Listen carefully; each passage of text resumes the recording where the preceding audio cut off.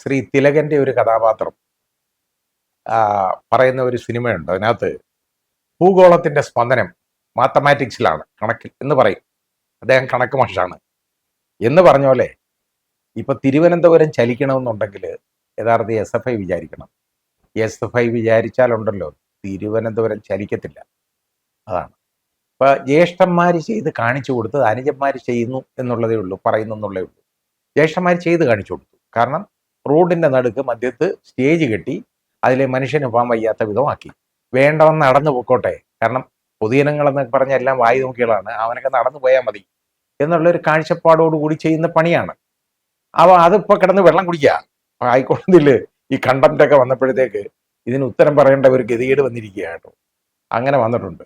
ഏതായാലും DGP പോയി ഏതായാലും മാപ്പ് പറഞ്ഞ് തലയിൽ ഊരിയിട്ടുണ്ട്. അത് വന്നിട്ടുണ്ട്, നടപടി സമയത്ത് എടുക്കാതിരുന്നതിൽ. ഇനി കേസുമായിട്ട് ഉള്ളവരെല്ലാം, അതിനകത്ത് പെട്ടവരെല്ലാം പോയി ജാമ്യം എടുത്ത് കോടതി പോയി കേസ് നടത്തേണ്ട ഗതികേടിൽ ഇരിക്കുകയാണ്. അപ്പോൾ അതുണ്ട്, ഇവർ കാണിച്ചു കൊടുക്കും ഇങ്ങനെ ചെയ്യാമെന്ന്. അപ്പോൾ ഇത് ഈ അനിയന്മാരെന്ന് പറയുന്നല്ലേ SFI, എളിയ അനിയനാണ്. DYFI കഴിഞ്ഞ് തൊട്ടടുത്ത അനിയനാണ് SFI എന്ന് പറയുന്നത്. അതിൽ ഈ ആർഷോ എന്ന് പറയുന്ന ആളുടെ ആ പ്രസ്താവനയാണ് ഞാൻ കണ്ടത്. വളരെ ഖേദകരമെന്നേ എനിക്ക് പറയാൻ ഒക്കും. വിദ്യാസമ്പന്നരായ ആളുകൾ ഇതുപോലെ വിദ്യാഭ്യാസം ഉണ്ടെങ്കിൽ, എനിക്കത് അറിഞ്ഞുകൂടാ, കോളേജ് ചേർന്നിട്ട് കാര്യമില്ല, വല്ലതും വായിക്കണം, പഠിക്കണം, അതിൻ്റെ വിവരവും വേണം. ഉണ്ടെങ്കിൽ അങ്ങനെയുള്ള ആളുകൾ ഇതുപോലുള്ള വൃത്തികേടുകൾ വിളിച്ചു പറയുക എന്ന് പറയുന്നത് വളരെ ഖേദകരമാണ്. ഇത് ജനാധിപത്യ രാജ്യമാണ്, അല്ലാതെ ഏകാധിപത്യ ഭരണമൊന്നും അല്ല ഇവിടെ നടക്കുന്നത്. ഇവിടെ ഇപ്പോൾ ശ്രീ പിണറായി വിജയന്റെ ഭരണം എന്ന് പറയുന്ന ഏകാധിപത്യ ഭരണമാണ് എന്നുള്ളൊരു കാഴ്ചപ്പാട് ഈ അനുജന്മാരെ അങ്ങ് കളയണം. അത് ശരിയല്ല. കാരണം നിങ്ങളൊക്കെ വിചാരിച്ചാൽ ഇവിടെ ചലിക്കത്തില്ല എന്ന് പറഞ്ഞു കഴിഞ്ഞാൽ ചലിക്കണമെങ്കിലോ ഞാൻ ചലിക്കും. കാരണം എനിക്കിറങ്ങി നടന്നേ ഒക്കുള്ളൂ. തിരുവനന്തപുരം ചലിക്കുകയില്ല എന്ന് പറയാൻ ഇവരൊക്കെ ആരാണ് ഇതൊക്കെ വിളിച്ചു പറയാൻ ഈ വർത്തമാനം? ഇത്രയും അഹന്തയും പാടില്ല. ഇതുപോലെ വളർന്നു വരരുത്. നിങ്ങളൊക്കെ വളർന്നു വലിയ പൗരന്മാരായി മാറാനുള്ള ആളുകളല്ലേ, പഠിച്ചുകൊണ്ടിരിക്കുകയല്ലേ. ഈ രീതിയിലുള്ള വർത്തമാനമാണോ പറഞ്ഞു പഠിക്കേണ്ടത്? തിരുവനന്തപുരം ചലിക്കില്ല പോലും.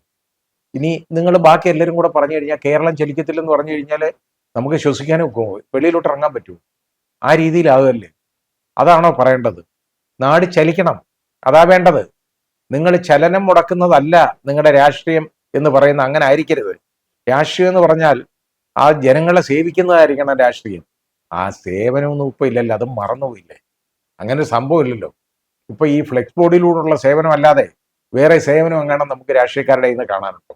ഒന്നുമില്ല, ഒന്നും കാണാനില്ല കേട്ടോ. അതാണ് നമ്മളിപ്പോൾ കാണുന്നത്. ഇപ്പൊ നിങ്ങളുടെ ഈ ഭരണം വന്നതോടുകൂടി നിങ്ങൾക്ക് ഇറങ്ങി നടന്ന് ബഹളം ഉണ്ടാക്കാൻ ഒരു മാർഗവും ഇല്ല. എന്നാലും കിട്ടേണ്ടത് വെച്ച് താങ്ങുക.